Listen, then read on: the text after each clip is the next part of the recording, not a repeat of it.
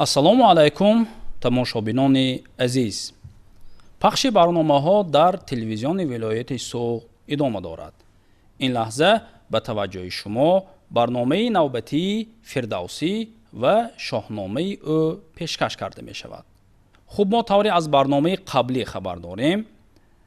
барномаи Фирдавсӣ ва шоҳномаи ӯ пурра ба асари безаволи Абулқосим Фирдавсӣ шоҳнома бахшида шудааст. мо дар ин барнома мавзӯъҳое ки дар шоҳнома оварда шудааст бо устодони донишгоҳ, нафароне ки бобати ана ҳамин китоби бузурги шоҳномаи Абулқосим Фирдавсӣ таҳқиқотҳо бурдаанд, даъват мекунем ва дар барнома бо ҳамроҳи онҳо мавзӯъҳои мухталифро мавриди баррасӣ ва таҳлил қарор медиҳем. ва мавзӯи навбатии барнома оини дирафшдорӣ дар шоҳнома мебошад. ва меҳмони имрӯзаи мо адабиётшинос, устоди донишгоҳи давлатии Хуҷанд, номзади илмҳои филологӣ, устод Ислом Раҳимов мебошанд. устод, мо шуморо ба барнома хушомадед мегӯем. хуб, тавре аз мавзӯи барнома маълум шуд ки мо имрӯз ҳамроҳи шумо дар бораи оини дирафшдорӣ дар шоҳнома сухан хоҳем кард. аввалин саволе ки ман ба шумо додани ҳастам устод, дар бораи умуман ана ҳамин дар шоҳнома дар бораи оини дирафшдорӣ чӣ мегӯянд, чӣ гуфта шудааст? ташаккури зиёд ба тамоми бинандагони арҷманд салом арз мекунам ва ҳаминро аз ҳамин оғоз кардани ҳастам ки шоҳномаи Абулқосим Фирдавсӣ як ҷангномаи оддӣ нест, ё ин ки як китоби масалан қисса нест. шоҳномаи Фирдавсӣ ин як қомуси миллат аст ки дар инҷо ҳама чиз қариб ки ба назар мерасад. масалан паҳлавонӣ, ғам, андӯҳ, фирӯзӣ, пешравӣ, комронӣ, яъне ҳама самтҳои зиндагиро фаро гирифтааст, ҳама лаҳзаҳои зиндагиро фаро гирифтааст ва дар баробари ҳамин фарогириҳояш оини дирафшдорӣ, яъне урфу одати парчамдорӣ ё ин ки ливодории мардуми ориёиро инъикос кардааст. агар шоҳномаро бо диққат бихонем, чанд маротибе ки бо диққат мехонем, яъне ҳамон матни манзумашро хуб 10 бор мехонед, 10 бор маънои нав мегиред, 100 бор мехонед, 100 бор маънои нав мегиред, 1000 бор хондед, 1000 бор маънои нав мегиред, чунки аллакай масалан ба умқи шоҳнома ғӯйтавар мешавед. ва як чизи аҷибтаринаш аст, забоне ки масалан шоҳнома дорад, имрӯз шояд дар Эрон бисёриҳо онро намефаҳманд. хушбахтона дар Тоҷикистон бидуни тарҷумон, бидуни луғат мардуми тоҷик шоҳнома мехонанд ва мефаҳманд. бисёр вақт дӯстони эронӣ мо дар ҳайрат мешуданд ки мегуфтанд, мепурсиданд шумо чӣ тавр шоҳномаро белуғат мехонед? яъне ин забони мо аст, яъне ки ягон хел мушкил нест. ва дар ҳамин шоҳнома яке аз оинҳои муҳташам, як оинҳое ки ба давлатдорӣ зарур аст, барои подшоҳӣ зарур аст, сухан кардааст. ва дирафшдорӣ ин чӣ чиз аст? ин як чизи муқаддас аст, як аркони муқаддас аст.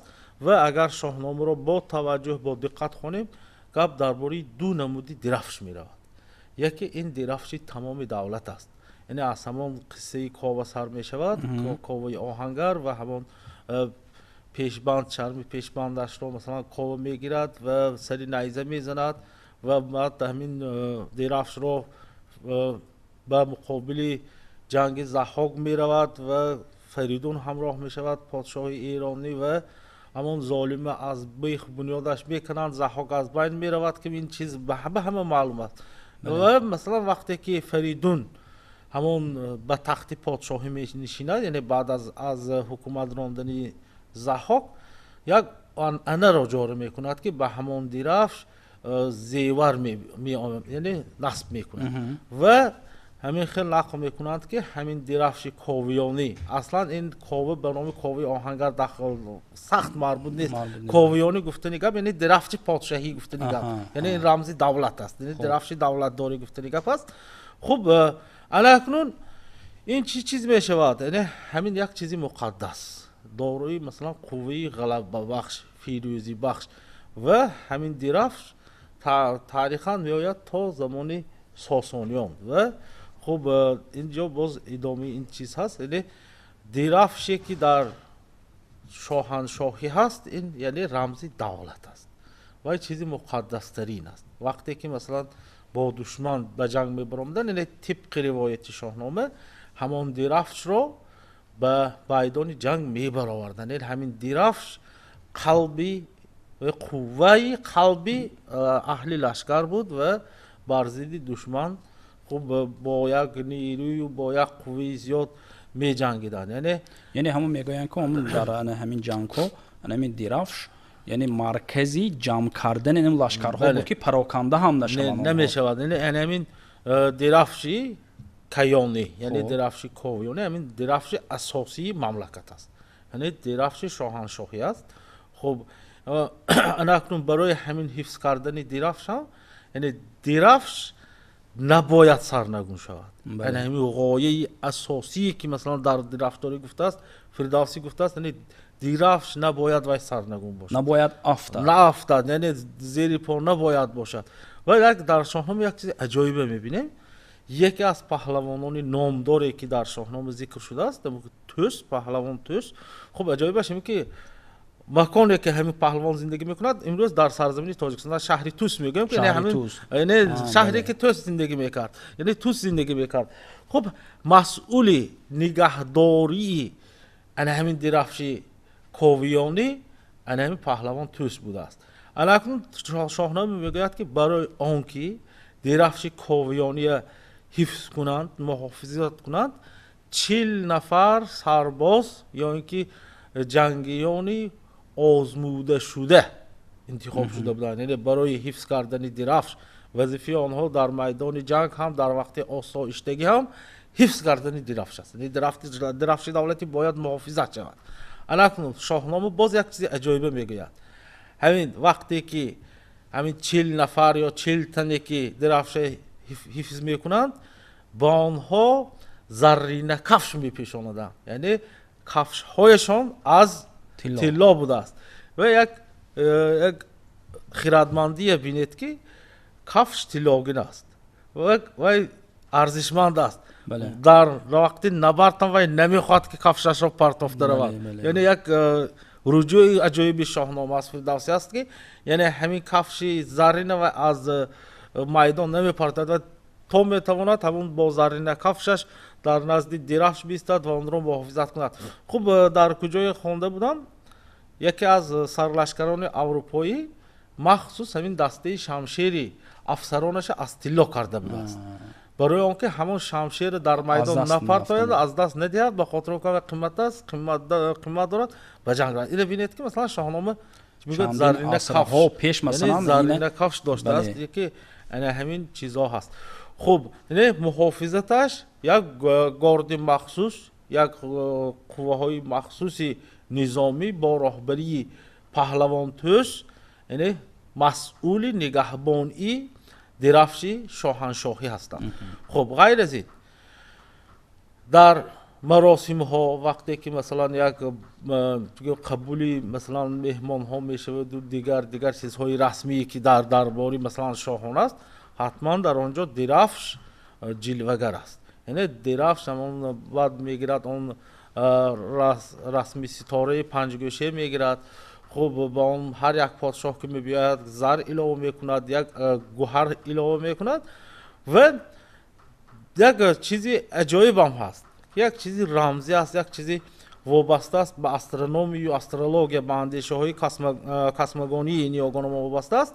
یعنی در زیر درفش کاویانی خب همان به مثال لنته ها یک چند همین رخ ها بوده است و همین فردوسی میگوید فروهشت از آن سرخ و زرد و بنفش همه خانیش کاویانی درفش. یعنی رنگ های سرخ و زرد و بنفش بوده است که اصلا اینها هر یکیش مثلا هر یک این رمز یک از سیاره ها است.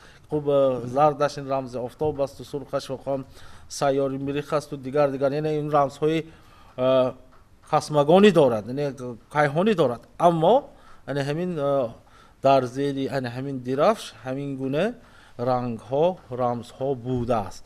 خب الان وقتی که مثلا یک عجایبی دیگری ابوالقاسم فردوسی است که همین در از آغاز همین وقتی که مثلا همین درفش کاویانی برافراشته می شود، گرچند که مثلا در تاریخ میدانیم که مثلا عرب ها دولتی سامانیان گرفتند، ضبط کردند و خوب در جنگ قادسیه شد و لشکری مثلا ایران از عرب ها مغلوب شد و همون درفش کاویانی آنها گرفتند.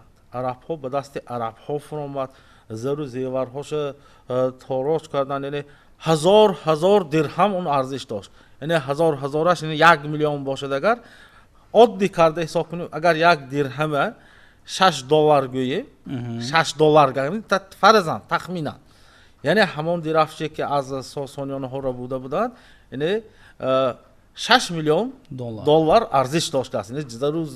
یعنی به طور تخمینی، لیکن هزار درهم یعنی 1 میلیون درهم به همون قیمت داشته است. خب بین سربازای عرب و بین دیگر آنها تقسیم می شود و همون اصلا تاریخ به همین خیلی حادثه شده است. لیکن در وقتی که شاهنامه میخونیم وای نمیگوید، فردوسی نمیگوید که این درفش خب از خیلی آمدن عرب ها هست در آنجا، خب با شیر شتر خوردن و سوستمار عرب را به جای رسیده است کار که تختی کیان را کنند آرزو تفو برته چرخ گردن تفو، یعنی آمدن عرب هست. لیکن فردوسی یک سیاست، یک آیین داخل خود شاهنامه درباره حفظ درفش میگه، یعنی درفش را سرنگون نکرد، گرچند که در تاریخ شده است، لیکن شاهنامه این چیز نمیگوید.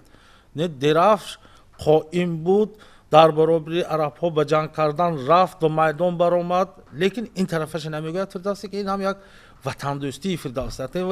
فردوسی خودش مطمئن است که این درفش نافتاده است، این درفش دولت داری هست، این درفش باید باشد، زنده میشد. و نبینید که مثلا امروز با گذشت زیاده از 1000 سال ما امروز این مسئله ها رو گفته ایستادیم که فردوسی مرادش چی بود، چی میخواست و مثلا از این منظورش چی بود، از نگفتنی مثلا سرنگون شدنی درفش.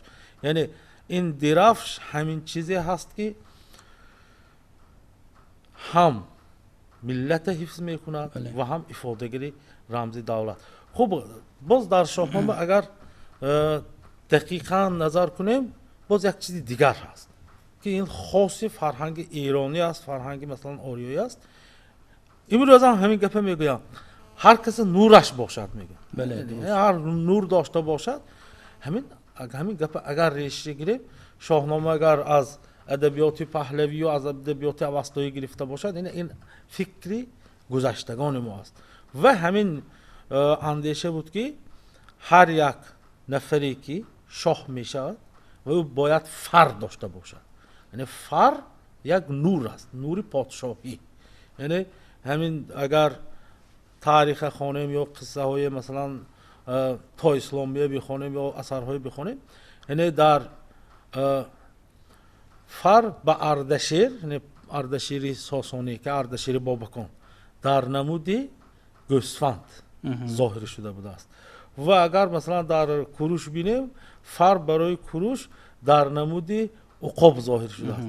و همین کوروش کبیر درفش خودشه به خاطر اون که وای عقاب دید و فر مثلا پادشاهی به در نمودی عقاب ظاهر شد، یعنی یک نوری پادشاهیگری. برای همون مثلا درفش شخصی خودش، یعنی استاندارد خودش، لیوای خودش با تصویری مثلا عقاب ساخته بود. یعنی شاهان این چیزا داشتن. اما خب باز میبینیم که مثلا هر یک پادشاه هم دارد فر، یعنی یک نوری است. خب اون در نمودی یک پرنده ظاهر میشود، در نمودی یک جانور ظاهر میشود، در نمودی مثلا یک رستنی هم گاه ظاهر میشود و همین چیز مثلا گویا علامتی دولتداری همون پادشاه است و یک در یک مدتی معین. و همین چیزهایی که اگر میبینیم مثلا میبینیم این در زمینی خالی به وجود نآمده است. مثلا درباره یک مثلا قوی معجزه‌ای داشتنی درفش که وقتی که مثلا در میدان جنگ میبرند دشمن میلرزد، خب لشکر پرقوت میشد، قوی دل میشود، هم این فرهنگ درفشداری است که ما از شاهنامه باید بسیار چیزها رو ما آموزیم. این شاهنامه رو خواندن کدی یک خانیدگر شاید یک هفته شاید 10 روز بعد خوانده تمام میکنید، لیکن گاه هم میشود که یک کلمهش برای معناش برفتن ممکن است که یک ماه جستجو کنید. بله درست است. ممکن است که مثلا برای یک فکری فردوسی فهمیدن یک چیزی دیگر جستجو کنید. خب یک صحبتی چی گویم، یک صحبتی یک تصادفی هم بود لیکن یک صحبت علمی بود. با زبانشناس عالم جان قاسمیفی یک صحبت داشتیم و این صحبت هم کس گفتند که همان پلاستیک، امروز پلاستیک میسازند که یعنی از پلاستیک ساختن در شاهنامه هست گفتند. من گفتم شما چی گفتید دوستان؟ در شاهنامه کجا بود؟ بعد گفتند پلاستیک کجا بود؟ گفتن کس گفتند همون داستان اسکندر بخون که وقتی که همین سعد میسازد، سد یاجوج و ماجوج موافق شاهنامه، خب همون چیزهای گفته است که خب اول چیه ریخت، بعد چیه آب کرده ریخت و چقدر گرمی شد. یعنی همه تکنولوژی پلاستیک سازی که عیناً یک خیلی گفتن که من گفتم این مثلا این از کجا میگوید مثلا همین قدر چیزه، اگر هم تو قصه خالی باشد این چیز نمیگوید و دیده است، آموخته است، تجربه کرده است. یا اینکه مثلا همین عادی ترین چیزی که مثلا در شاهنامه است فیروزه، مثلا سنگ فیروزه میگیم، ها فیروزه میگیم لیکن هزار معنی دارد و رمز غلبه است. کسی که مثلا پیروزه است و بعد همون تخت تقدیس است که مثلا تماما از پیروزه است و نقش های آسمانی باید کشیده شده است.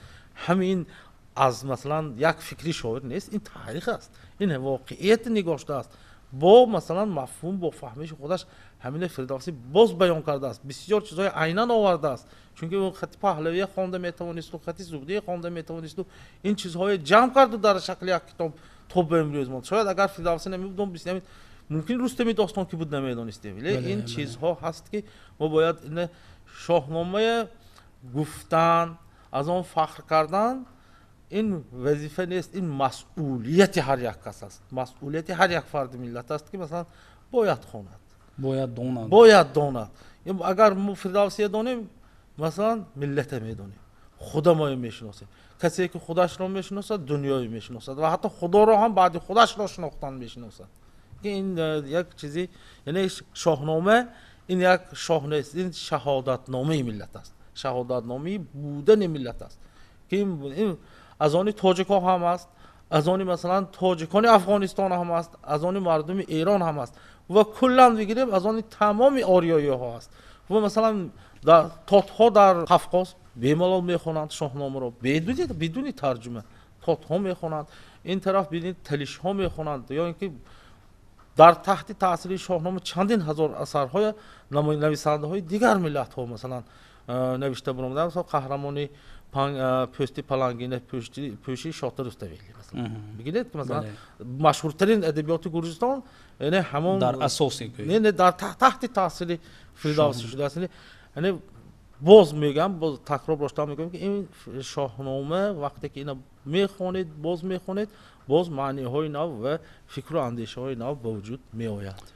خوب، تشکر زیاد استاد. در حقیقت شما درست قید کردید و من فکر میکنم که انا همین تشبوسی پیشوای ملت که اعلان کردن که به هر یک عائله کشور کتابی که کتاب تاجیکان را تقسیم کرده تحفه کرده بودند، به هر یک عائله کشور کتاب شاهنامه نیز تحفه کرده می شود و انا همین هم باعث می گردد که مردم یک مقدار به شاهنامه رجوع میکنند، شاهنامه خوانی میکنند و درست هم قید کردید که وقتی که ملت تاجیک، مردم تاجیک شاهنامه را میخوانند و درک میکنن که گذشتگان ما تا کدام درجه مردمی به فرهنگ بودن، مردمی به مدنیت بودن، مردمی بودن که علم و ادبی در زمانه های چندین هزار ساله ها پیش به یک درجه عالی رسیده بودن. این سبب می شود افتخار ملی هر یک مردم تاجیکستان و مخصوصا تاجیکان بلند برداشته می شود و در حقیقت انا همین آیین درفشداری که شما در اینجا برای بینندگان عزیز یک مختصر باشد هم فهمانیده دادید، ما درک کرده ایستادیم که ببینیم که هزار ساله ها پیش گذشتگان ما اینقدر مدنیتی بلند تا حتی همین درفشداری را، پرچمداری را به درجه اعلا رسانیده بودند. خب استاد، در اینجا باز یک سوال دیگری من به شما پیشنهاد کردن میخواهم. در شاهنامه هر پهلوان با درفشی خودش معرف شده است. ما از شاهنامه میدانیم ана ҳамин чӣ маъно дорад? Барои чӣ Фирдавсӣ дар Шоҳнома ҳар як паҳлавонро бо дирафши худаш муаррифӣ кардааст? خب سوال خوب هم گفتید. خب وقتی که می شاهنامه رو میخونیم، یعنی هر یک پهلوان از رستم سر کرده تا مثلا توس و تا گودرز و گستهم و دیگر پهلوان هایی که هستند، اینها صاحب درفش هستند و همین درفش برای مثلا کشادن معنا، برای کشادن مثلا یک مضمون، یک قسمت داستان مدد میرساند. غیر از این خود درفش مضمون خودش دارد. مثلا از رستم سر کنید، یعنی درفش رستم یعنی همون پرچمی که در نبرد رستم گرفته می رود، تصویرش چه خیلی بود؟ یعنی زیرش یا بنفشی بود و یا سرخ بود. یعنی سرخ و بنفش بود. سرخ بسیار وقت سرخ میگوید و در قسمت بالایش یک رسم هلال، شیر و اژدها داشت. یعنی همین سه رمز داشت که اینها رمزهای مثلا هم کسمگونی بودند، یعنی کسموس وابسته بودند و هم مثلا یک رمز پهلوانی. اینو ببینید که مثلا اگر ماه در برج اسد استاد، از روی استرونومی یا اینکه استرولوژی گیریم، یعنی این دائم وقتی شب و روزی غلبه کردن است، غالب آمدن است. یعنی در همین شیر و ماه اینا معناش همین که دارنده این درفش دائم غالب است. ولی در شاهنامه میبینیم که مثلا رستم یگان بار مثلا مغلوب نمیشود، از کسی مثلا شکست نمیخورد و عموما اژدها هست. یعنی همون گرچند که مثلا این زور است، باز پرقوت است، لیکن اژدها برای میتواند که یک رمزی بدی هم باشد، یعنی بسیاری دشمن همچون اژدها بیاید، یک رمزی عجایب است.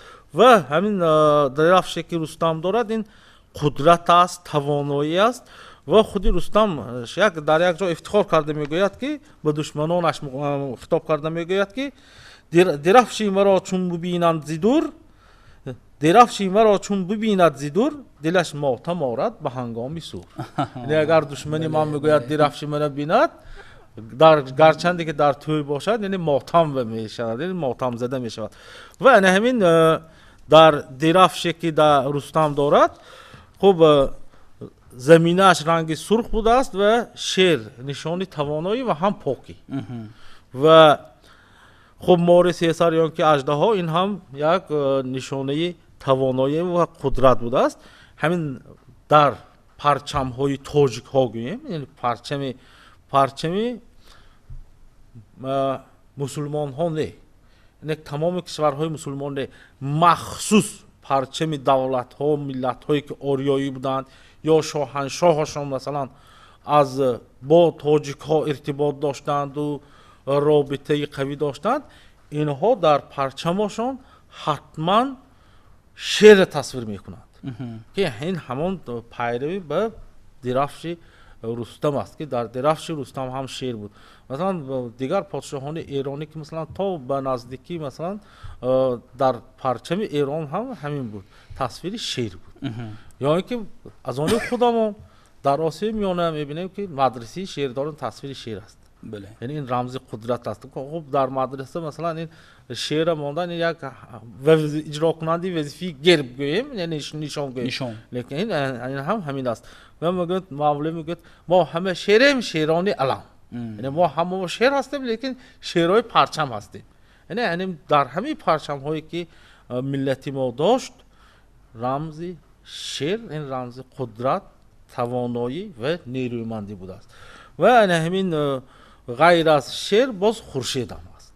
خب در رستم که میبینیم که این پهلوان است و حمایتگری وطن است، اون تصویر هلال را دارد، لیکن در پرچم پادشاه علاقه آفتاب است، نه فرق میکند.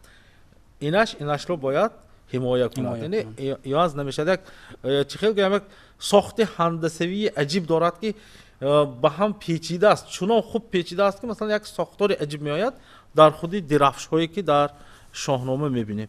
خوب در بالا ما گفتیم که پهلوان توش خودش وظیفه مثلا мас'улиятноктаринаш ин ҳифзи дирафши каёнӣ буд, дирафши ковёнӣ буд, лекин худаш ҳамчун паҳлавон вай ҳам дирафш дорад.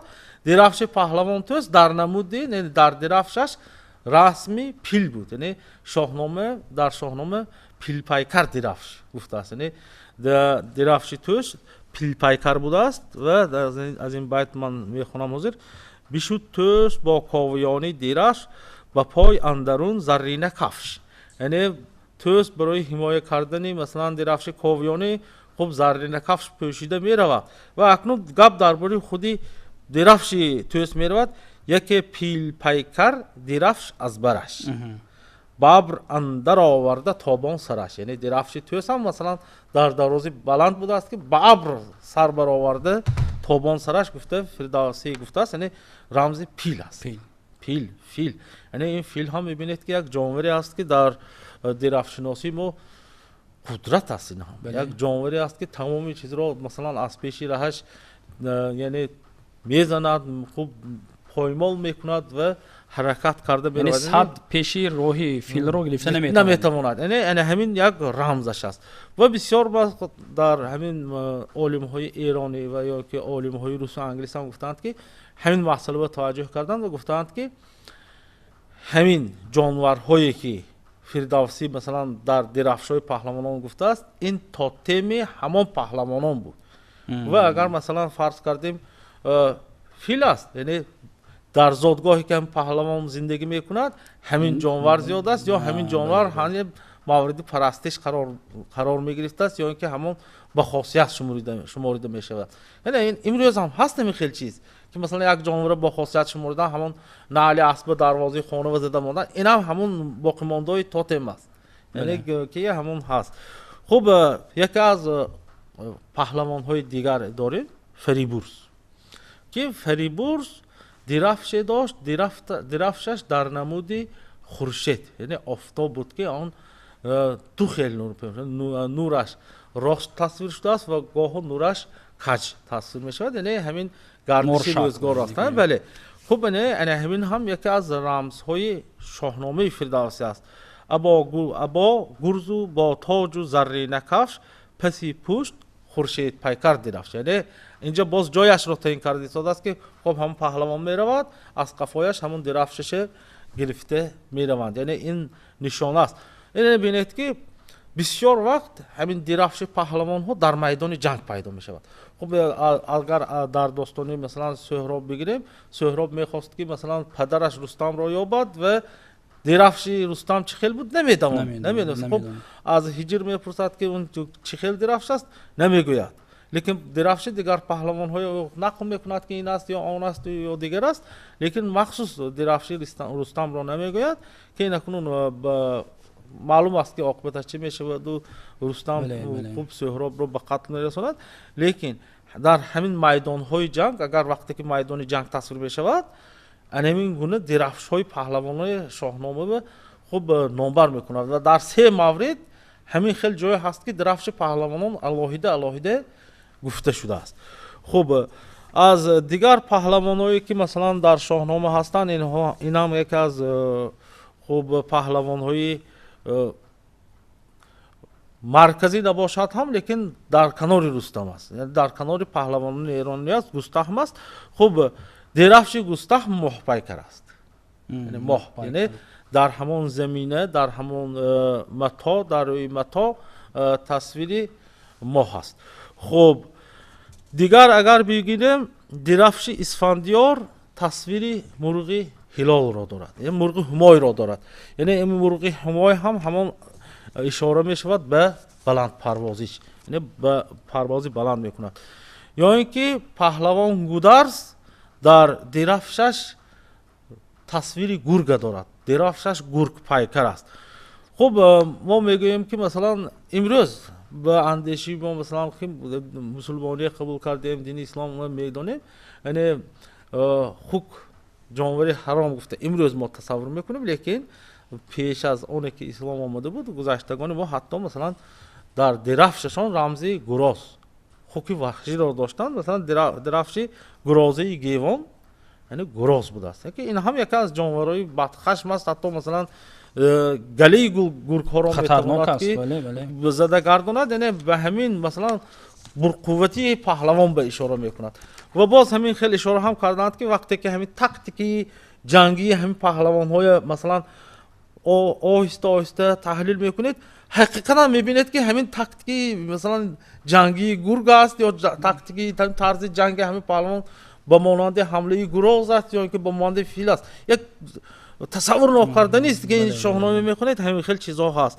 ё ин ки масалан паҳлавон Шидуш дирафшаш намуди бабра дошт. хуб як паҳлавони дигар аст Фарҳод. ин Фарҳоди масалан аз они ширин нест, ин паҳлавон Фарҳод аст ва дирафшаш масалан гови нара дорад, яъне буққа, яъне барзагоҳ. ин ҳам қуввае нишон медиҳад. хуб ва чӣ мегӯянд, як бузургие нишон медиҳад. ҳам бузургӣ ҳаст, ҳам қувва ҳаст, ҳам ҷасорат ҳаст, ҳам хуб ба шаст мезанад. ё ин ки масалан Баҳроми Гударз, худи Гударз не, Баҳроми Гударз дирафш дошт бо тасвири ғурм, яъне бо тасвири як гӯсфанди кӯҳӣ ки ҳамин он ҳам мебинед ки бо шох мезанад, қувват асту дигар чӣ дорад. хуб агар ҳамаи ҳамин гапҳои ҷамъбаст кунем, ин як дирафшшиноси чанд паҳлавонро ном бурдем ки ин ҳам мухтасар гуфтем. хуб беҳтарин аст ки беҳтар он аст ки худи масалан тамошобин хонандаи шоҳнома шавад ва ҳам чизҳои худаш пайдо кунад. ки бисёр мо ҳозир дар ин як суҳбат масалан мо наметавонем ки ҳамин чизе гирем. мумкин аст ки масалан дар бораи як дирафш мануш масалан 1 соат ё 2 соат суҳбат кунем. хуб решаҳошо кобем, аз куҷо пайдо шуд, дигар чиҳошо ёбем, лекин ба андеши ман ҳамин миқдор дар ҳамин барнома кофист. ташаккури зиёд устод.